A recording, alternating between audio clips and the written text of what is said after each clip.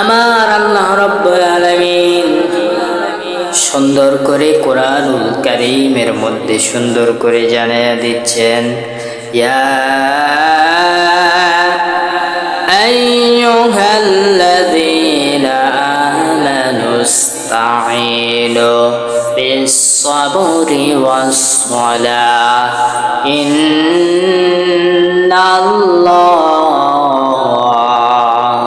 মা'আস Saverin. জোরে বলুন আল্লাহু আকবার। আমার ভাইরা, আল্লাহ রাব্বুল আলামিন সুন্দর করে জানিয়ে দিচ্ছেন, ওহে ঈমানদারগণ, তোমরা ধৈর্য এবং নামাজের মাধ্যমে আমি আল্লাহ রাব্বুল আলামিনের কাছে সাহায্য প্রার্থনা করো। পৃথিবীতে 100%-এর মধ্যে 95% মহিলা পুরুষ এরা কিন্তু শিরক করে আছে না নাই? ও আল্লাহ রাব্বুল আলামিনের কাছে চাওয়া বাদ দিয়ে বাবার কাছে চলে যায়, মাজারে চলে যায়, আছে না নাই? আমি তাদেরকে আহ্বান জানাবো, আমি তাদেরকে বলতে চাই, পৃথিবীতে আপনি যে বাবার কাছে যাইতেছেন, যে মাজারে যাইতেছেন, যে বাবার কাছে ঢিপ মেরে চাইতেছেন, যে বাবার কাছে সেজদা মেরে চাইতেছেন, সেই বাবাই তো অসহায়, সেই বাবাই তো আল্লাহর কাছে চাইতেছে। আপনি আবার কিভাবে চান? আপনার নলেজে কিভাবে ঢোকে? আমি আপনাকে প্রশ্ন করতে চাই, যিনি মৃত্যুবরণ করেন তিনি অসহায় না অসহায় নয়? বলেন তো। আল্লাহ রাসূল সাল্লাল্লাহু আলাইহি ওয়াসাল্লাম বলছেন, একজন মানুষকে যখন সমুদ্রের মধ্যে যখন ফেলে দেওয়া হয়, সমুদ্রের মধ্যে থেকে যখন এরকম এপার ওপার মানে পার হওয়ার চেষ্টা করে, অনেক চেষ্টা করে কিন্তু পার হতে পারে না, তেমনি করে অসহায়ের মতো ওই সমুদ্রের মধ্যে থেকে যায়। তেমনি করে একজন মৃত্যুবরণ যখন করেন, এই মানুষটা যখন মৃত্যুবরণ করেন, কবরে যখন রেখে আসা হয়, এই মানুষটার মতো অসহায় পৃথিবীতে আর কেউ নাই। বিসমিল্লাহির রহমানির রহিম।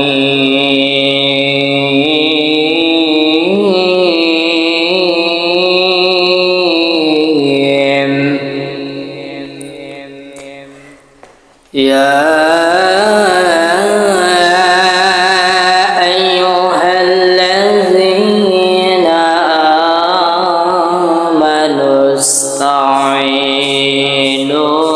بالصبر والصلاة إن الله مع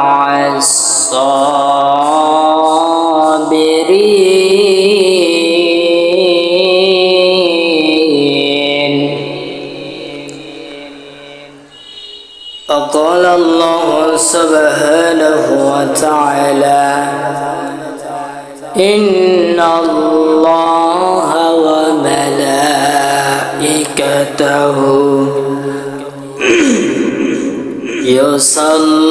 يصلون على النبي يا أيها الذين آمنوا صلوا عليه وسلموا تسليما. সকলে মহব্বতে পড়ুন, اللهم صل على محمد وعلى آل محمد كما صليت على إبراهيم وعلى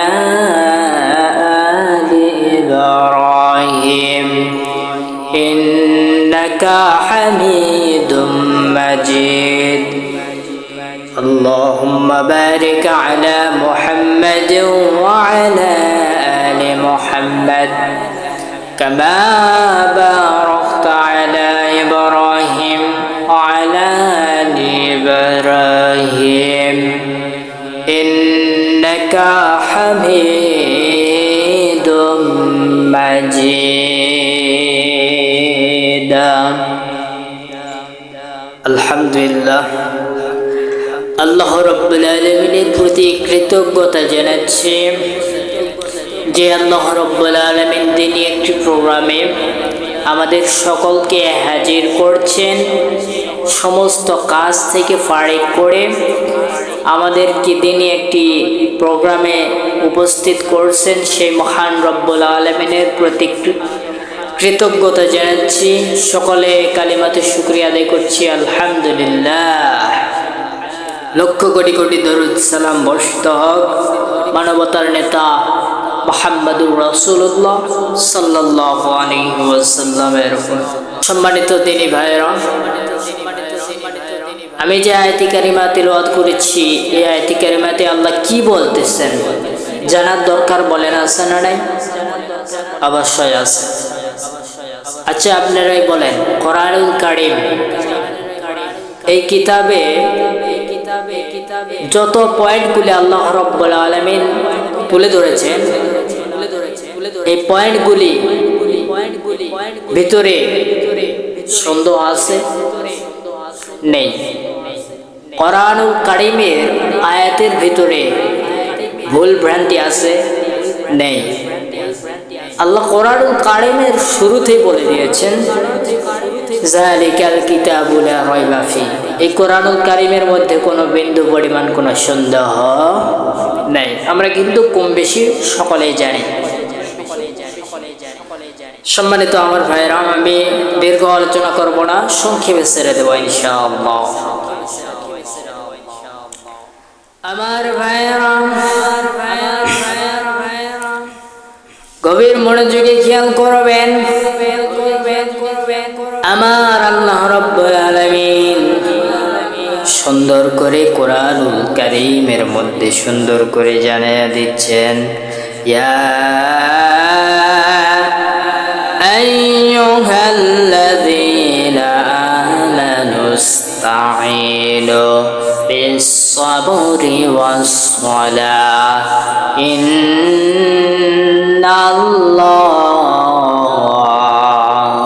মা'আস সাবিরিন। জোরে বলুন আল্লাহু আকবার। আমার ভাইরা, আল্লাহ রাব্বুল আলামিন সুন্দর করে জানিয়ে দিচ্ছেন, ওহে ঈমানদারগণ, তোমরা ধৈর্য এবং নামাজের মাধ্যমে আমি আল্লাহ রাব্বুল আলামিনের কাছে সাহায্য প্রার্থনা করো। পৃথিবীতে 100%-এর মধ্যে 95% মহিলা পুরুষ এরা কিন্তু শিরক করে আছে না নাই?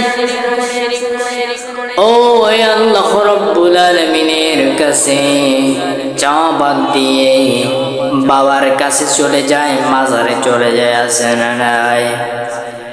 আমি তাদেরকে আহ্বান জানাবো,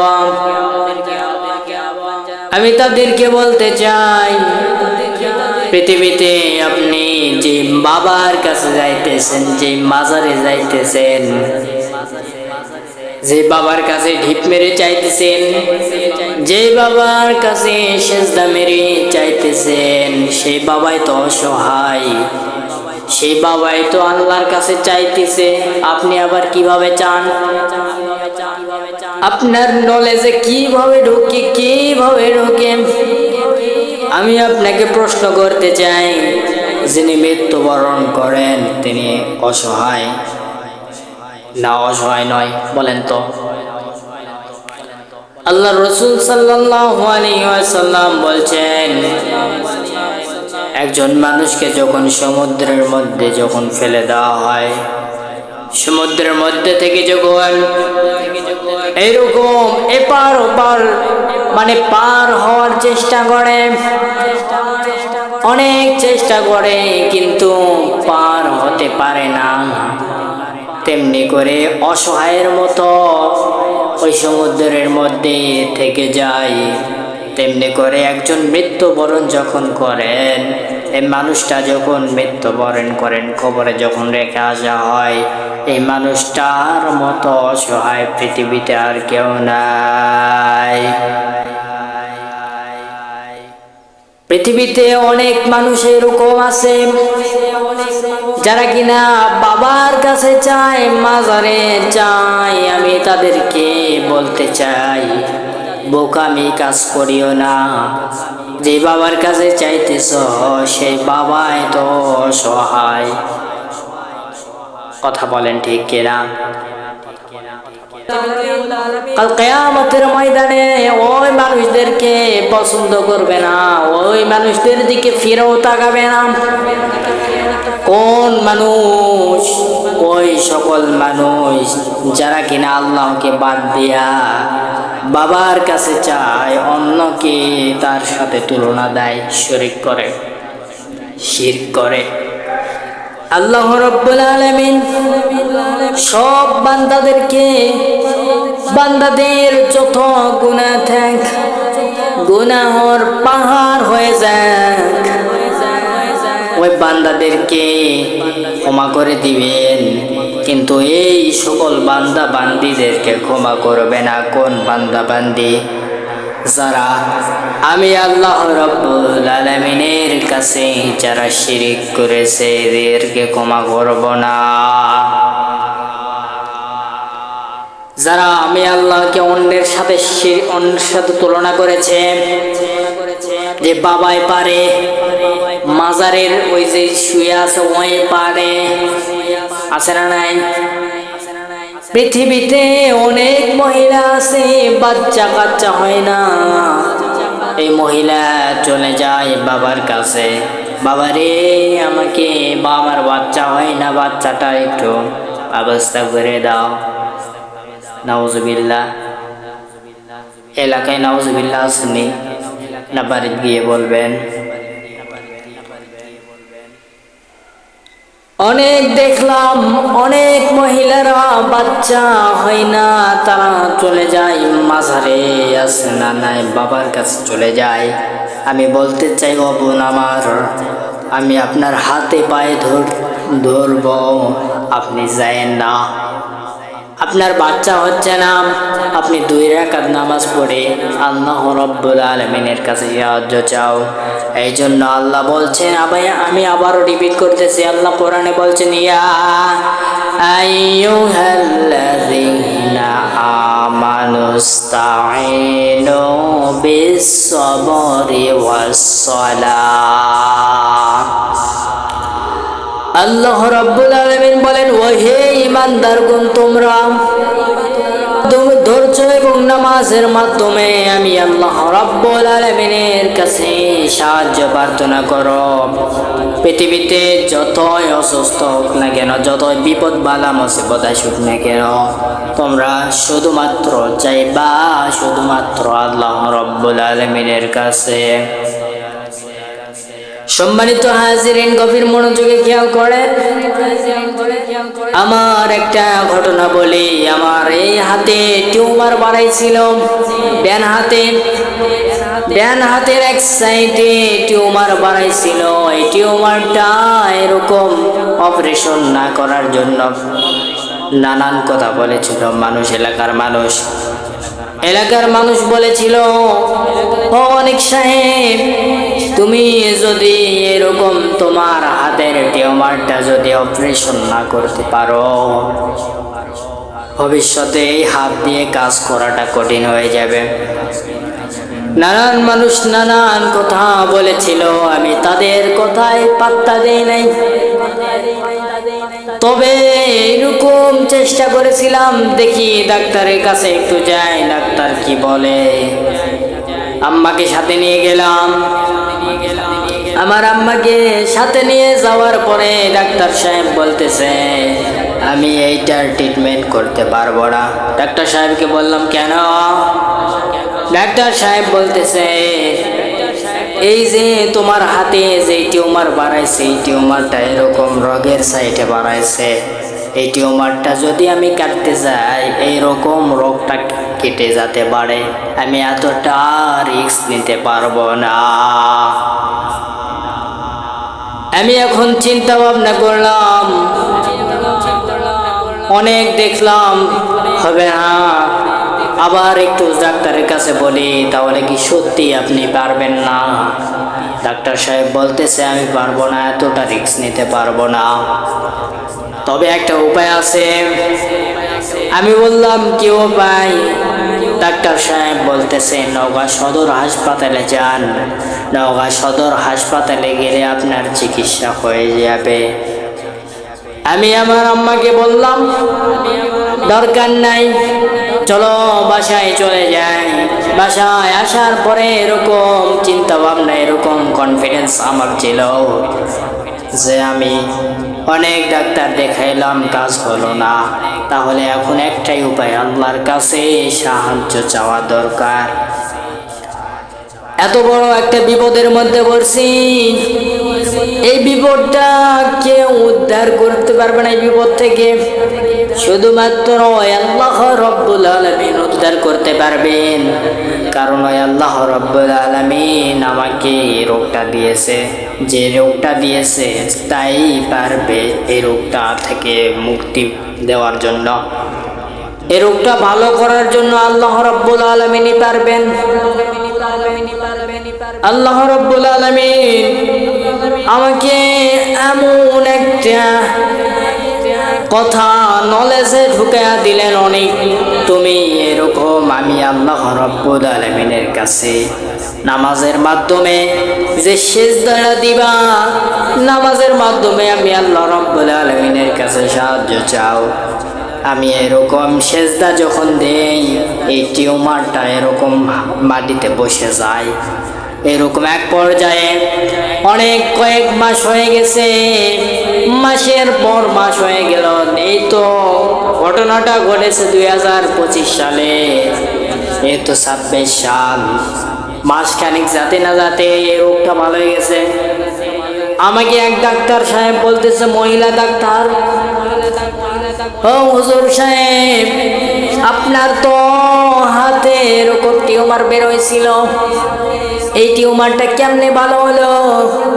আমি বললাম, ও ডাক্তার সাহেব, আমি এরকম যে নামাজটা পড়ে, নামাজ পড়ার সময় যে সেজদা দেই, আল্লাহ রব্বুল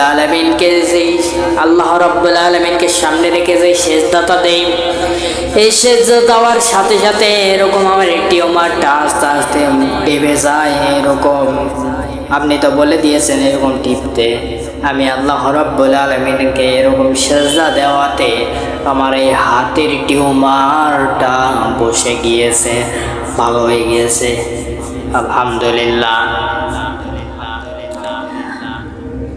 দেখছেন, দুনিয়াতে যত বিপদ দেখ না কেন, দুনিয়াতে অশান্তি থাক না কেন, যত বিপদ থাক না কেন, আল্লাহ কোরআনুল কারীমের মধ্যে সুন্দর করে জানিয়ে দিয়েছেন, ইন্নাল্লাহা মা'আস সাবিরিন,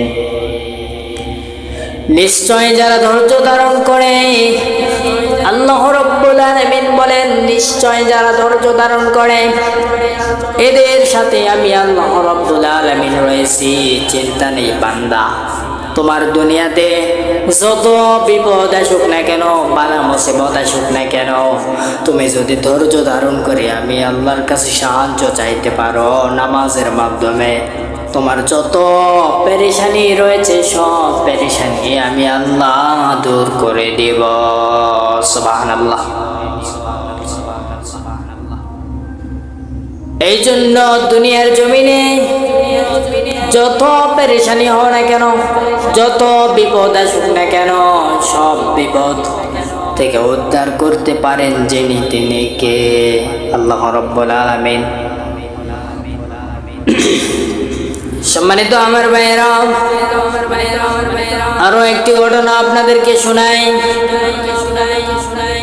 হযরতে মুসা আলাইহিস সালাতু ওয়াস সালাম আল্লাহ রাব্বুল আলামিনকে বলতেছেন, ও আল্লাহ, ফেরাউন আমাদের সাথে নানান অত্যাচার করে। ফেরাউনকে আপনি চাইলে মেরে ফেলতে পারবেন, আপনি মারেন না কেন? আল্লাহ, আপনি চাইলে সব সম্ভব, কারণ তুমি তো রহমানুর রহিম, তুমি তো সত্তার, তুমি তো রহমানুর রহিম।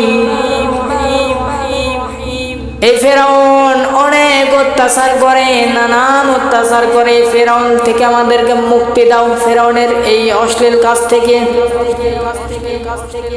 মুসা নবী বলতেছেন, আমার যে বনি ইসরায়েলের লোকগুলো রয়েছে এদের উপর নানান অত্যাচার করে, আল্লাহ গো এই ফেরাউনকে মেরে ফেলে দাও। আল্লাহ রাব্বুল আলামিন বলতেছেন, মুসা রে, ফেরাউনকে আমি তিনটি কারণে মারি না। কয়টি বলেন? আরো জোরে। তিনটি। তাহলে এক নাম্বার হলো, মুসা রে, আমি ফেরাউনকে মারি না, এক নাম্বার কারণ হলো ফেরাউনকে এই জন্য মারি না কারণ ফেরাউন এতিমদেরকে ভালোবাসে, লালন পালন করে, গরিব মিসকিনদেরকে খাওয়ায়। আমার এটা দেখে অনেক ভালো লাগে। গরিব মিসকিনরা একবেলা খেতে পারে না, গরিব মিসকিনদেরকে 3 বেলা ফেরাউন খাওয়ায়, ফেরাউন লালন পালন করে। এটা আমার অনেক ভালো লাগছে। এখন উপায় হলো, ফেরাউনকে আমি মারতে চাই না, এই জন্য কারণ হলো এই যে এতিমদেরকে 3 বেলা খাওয়ান দাওয়ান করায়, এটা আমার অনেক ভালো লাগে।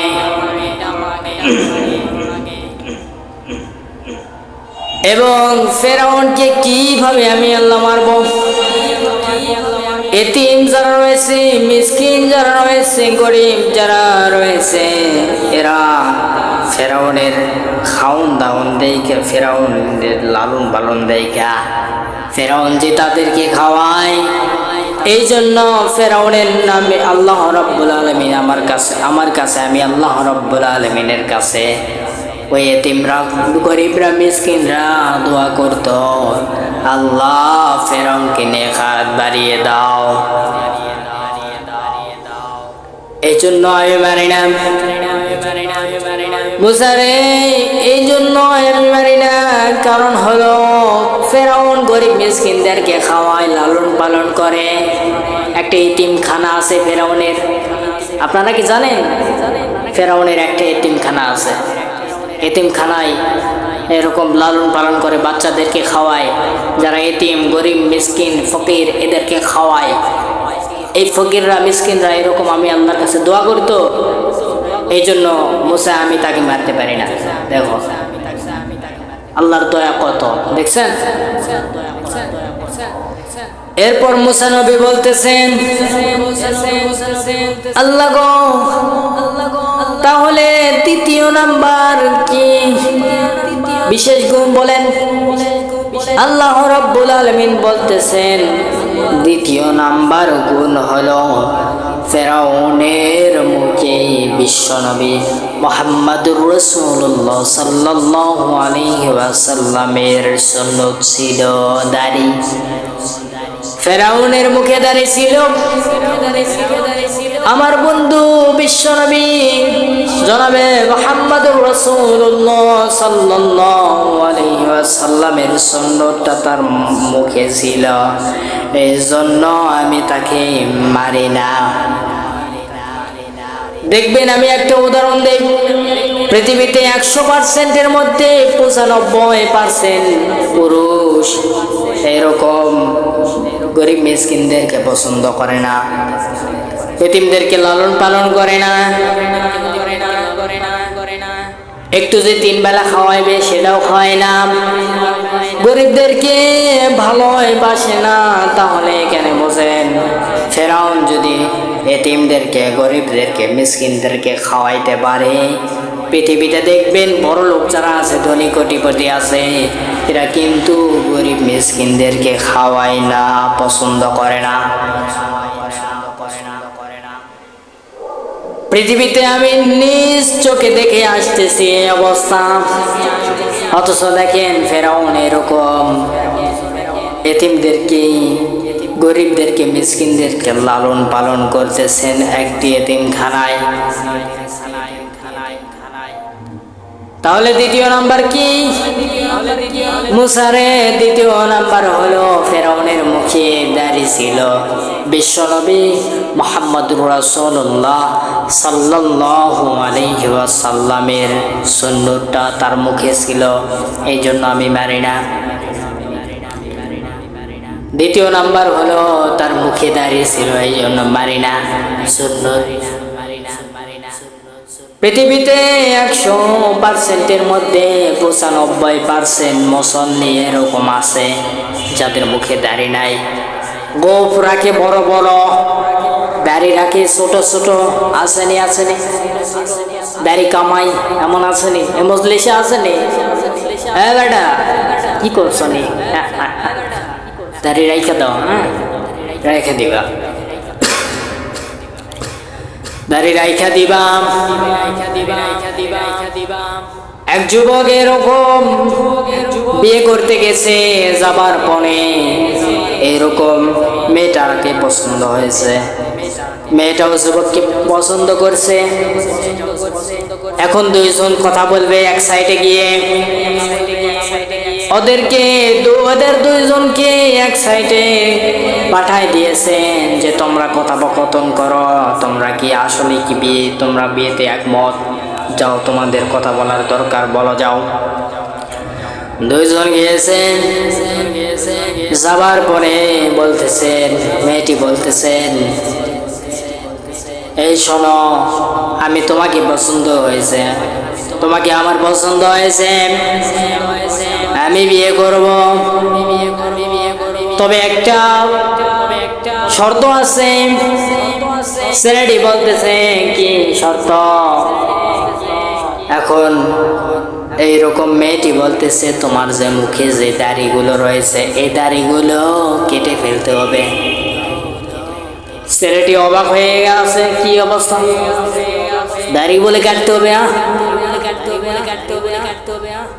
মেয়েটি বলতেছে দাড়ি যদি না কাটো তাহলে আমি বিয়েতে রাজি নয়, যদি তুমি দাড়িটা এরকম সেটে ফেলতে পারো, স্টাইল করতে পারো, তাহলে আমি বিয়েতে রাজি আছি, এছাড়া রাজি নাই।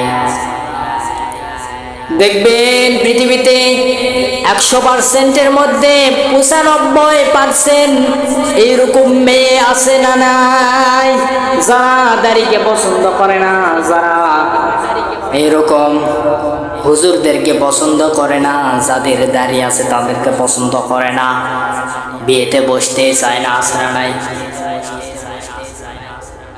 বলতেছে, মেয়েটি বলতেছে তোমার সব কিছু ঠিক আছে, সব ফিটনেস সব ঠিক আছে, কিন্তু তোমার যে দাড়িটা রয়েছে দাড়িটা ছাড়তে হবে, যদি না ছাড়ো আমি বিয়েতে রাজি নাই, কারণ তোমাকে স্মার্ট হতে হবে। হ্যাঁ তুমি হুজুর মানুষ সেটা ভালো কথা, তবে তোমাকে স্মার্ট হতে হবে, যদি স্মার্ট না হও তোমাকে আমি বিয়ে করব না, তোমার দাড়িগুলো একটু ছাড়তে হবে, তাছাড়া জুংলে জুংলে লাগতেছে। ছেলেটি বলতেছে আমার যাই হোক, তুমি কেন এরকম পরামর্শ দিলা? আরে তুমি তো কি, তোমার জন্য, শুধু তোমার জন্য এরকম আমার বিশ্বনবী মুহাম্মদুর রাসূলুল্লাহ সাল্লাল্লাহু আলাইহি ওয়াসাল্লামের সুন্নতকে আমি কাটতে পারবো না। এরকম যুবক আছে নাই? নাই রে ভাই, নাই। কারণ এরকম যুবক যদি থাকতো তাহলে একটা মেয়ের জন্য দাড়ি কামাইতো না, দাড়ি কাটতো না, ঠিক কিনা বলেন? আরে ফেরাউনের মুখে দাড়ি ছিল, আজকে তোমার মুখে দাড়ি নাই কেন? তুমি তো মুসলমান ঘরের সন্তান। এরপরে আসেন শেষমেশ ছেলেটি বিয়ে আর করলো না, কারণ মেয়েটি এরকম আমার প্রাণের নবী বিশ্ব নবী মুহাম্মদুর রাসূলুল্লাহ সাল্লাল্লাহু আলাইহি ওয়াসাল্লামের সুন্নতকে কাটতে বলতেছেন। আমি কাটবো না, বিয়েই করব না, অন্য জায়গায় করব। আরে তুমি তো কি সুন্দরী, তার চেয়ে সুন্দরী পাবো, কথা বলেন ঠিক কিনা? 95% এরকম যুবকরা এরকম আছে। মেয়েরা যদি বলে যে তোমার দাড়ি কাটতে হবে, তাই কাটে। কি জন্য রে? একজন মেয়ের জন্য নিজের এরকম দাড়ি কাটতে হবে কেন? এরপর মুসা নবী বলতেছেন আল্লাহ, এরপর তৃতীয় অপশন কি, তৃতীয় বিশেষ গুণ কি? এরপর আল্লাহ রাব্বুল আলামিন বললেন তৃতীয় যে বিষয়টি হলো এই যে ফেরাউনের গায়ে যে পোশাক ছিল সেই পোশাকটি হলো জুব্বা। এই জুব্বা থাকার কারণে ফেরাউনকে আমি আল্লাহ রাব্বুল আলামিন মারি না।